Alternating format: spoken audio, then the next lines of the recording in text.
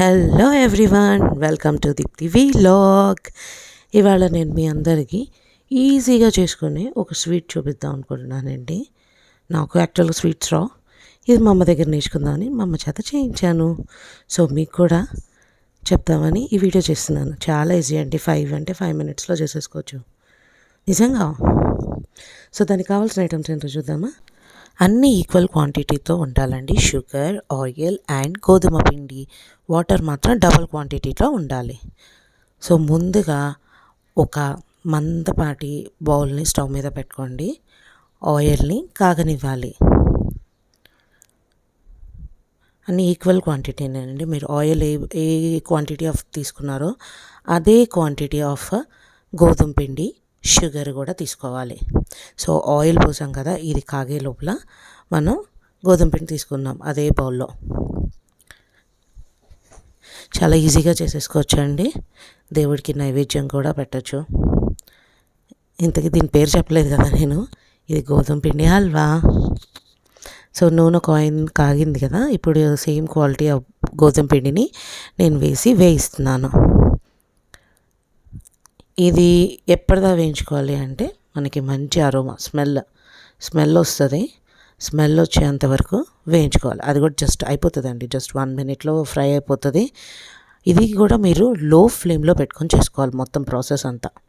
Oil కాగిన తర్వాత నుంచి అంతా ఫ్లేమ్ మాత్రం లో ఫ్లేమ్ పెట్టుకొని ఇది చేయాలి. సో ఇలా కలపెడుతూనే ఉండాలండి, లేకపోతే అడుగు అంటేస్తూ ఉంటుంది. సో వేయంగానే గోధుమ పిండి వేసేసి మనం ఇలా కలపెడుతూ ఉంటే అది ఫ్రై అయిపోతుంది.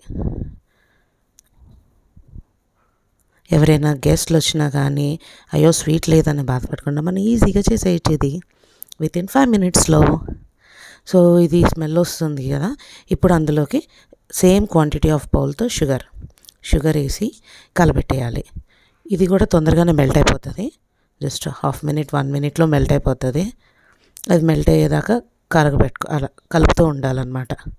జస్ట్ నేను స్పీడ్లో కూడా పెట్టలేదండి, యాజ్ ఇట్ ఈజ్ చేసినట్టే పెట్టాను. ఓన్లీ ఇనీషియల్ ఆయిల్ కాగేది మాత్రమే స్పీడ్లో పెట్టాను. ఇది మాత్రం స్పీడ్లో పెట్టలేదు. ఇదిగోండి, షుగర్ అయితే కరిగిపోయింది. ఇప్పుడు ఎంత అయితే షుగర్ ఆయిల్ పిండి వేసామో దానికి డబల్ ద క్వాంటిటీ వాటర్ వేసుకోవాలి. ఇది కరిగిన తర్వాత ఒకవేళ మీకు గట్టిగా కావాలి అనుకుంటే 1.5 వేసుకోండి. లేదు నాకు మరీ అంత గట్టిగా అవసరం లేదు అనుకుంటే 2 వేసుకోండి. 2 వాటర్ 1:2 క్వాంటిటీలో వాటర్ వేసుకోండి.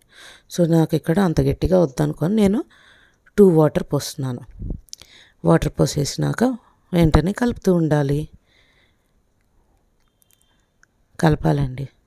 లేదంటే కొద్దిగా ఉండలుగా అట్లా అవ్వకుండా ఉండాలంటే మనం వాటర్ పోసేసినాక వెంటనే కలుపుతూ ఉంటే మనకి వెంటనే అయిపోతుంది. స్వీట్ చాలా ఫాస్ట్గా అయిపోతుంది.